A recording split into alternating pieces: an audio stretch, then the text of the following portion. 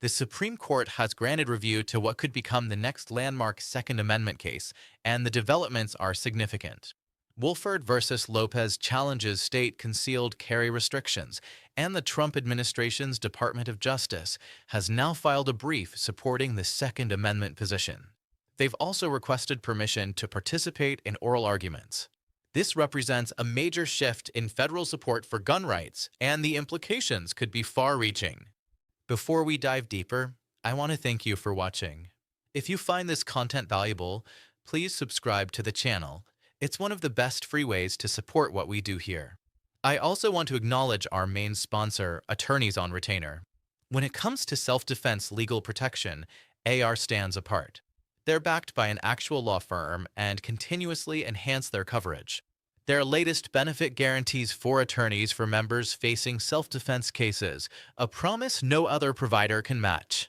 Check them out using my link below and use code ARMCooler for $50 off individual plans or $25 off family plans.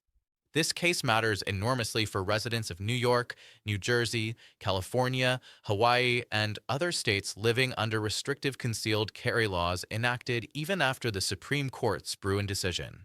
The Wolford case originated in Hawaii and represents a direct challenge to how states have responded to Bruin. What makes this case exceptional is that the Supreme Court granted emergency intervention, something they rarely do.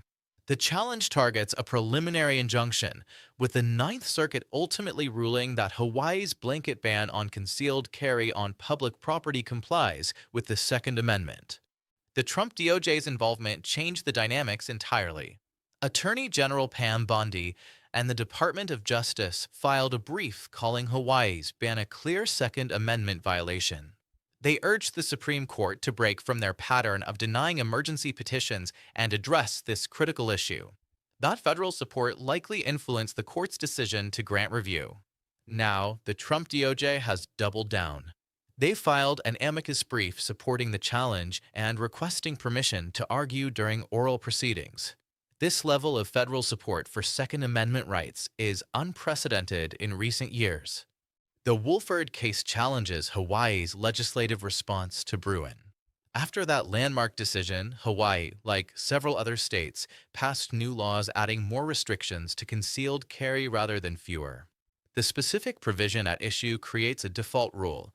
Individuals can carry firearms on private property only if the property owner gives express permission. This flips traditional property rights on their head.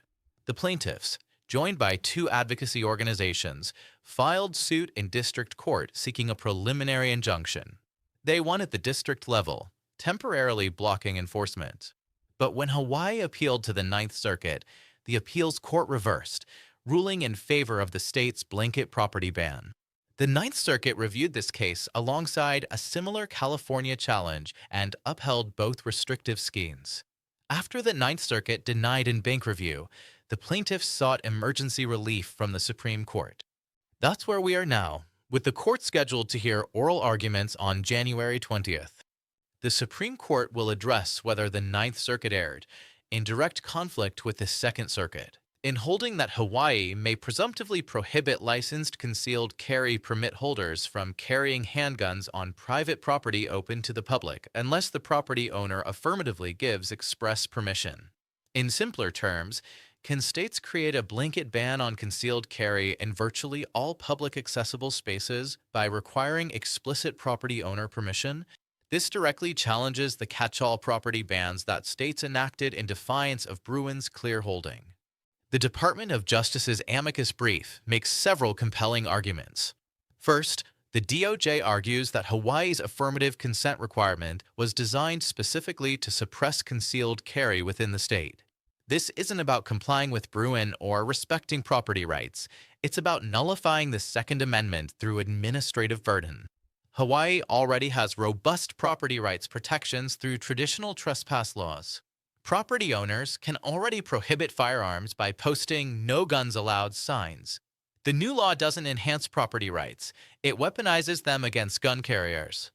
The DOJ brief emphasizes that this law's structure amounts to a de facto ban on concealed carry.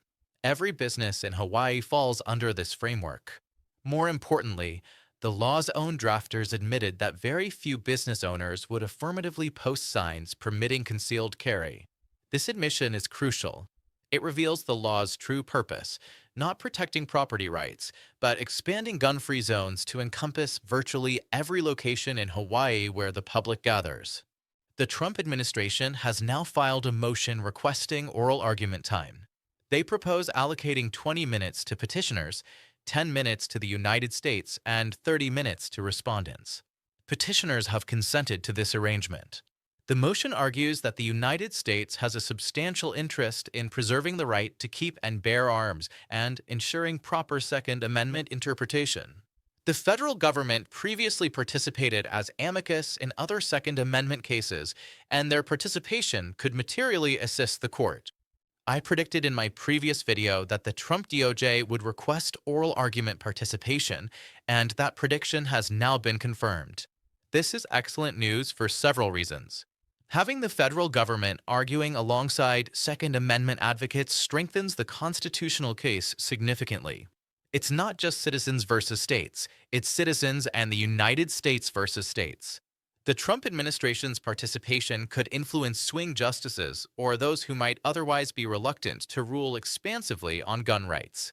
Federal support lends additional constitutional weight to the Second Amendment arguments.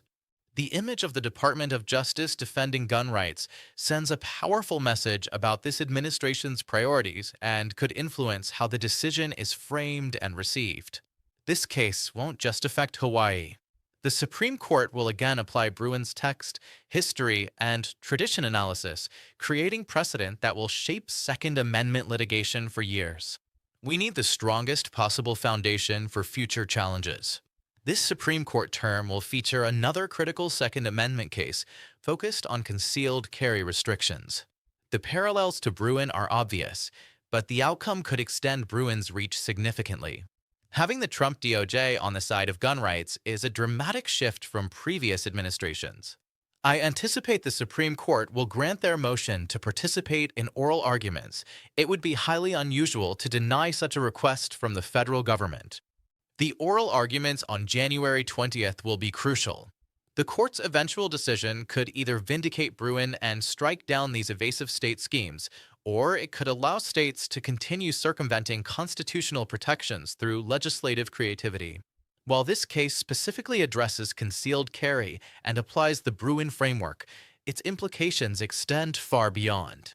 The Supreme Court's reasoning will influence pending challenges to magazine capacity limits, assault weapon bans, sensitive place restrictions, and other Second Amendment issues working through lower courts. That's why federal support matters so much. A strong, clear decision here could accelerate Second Amendment restoration nationwide. A weak or muddled decision could encourage more state resistance to constitutional protections. I'll continue updating you as this case develops. Oral arguments, amicus filings, and ultimately the decision itself will all warrant close attention. If you found this analysis valuable, please like, comment, and subscribe. You can also check out the related videos on screen that the algorithm suggests. Your support makes this content possible. Thank you for watching, and remember, this nation was built by armed scholars, and this nation will be maintained by armed scholars.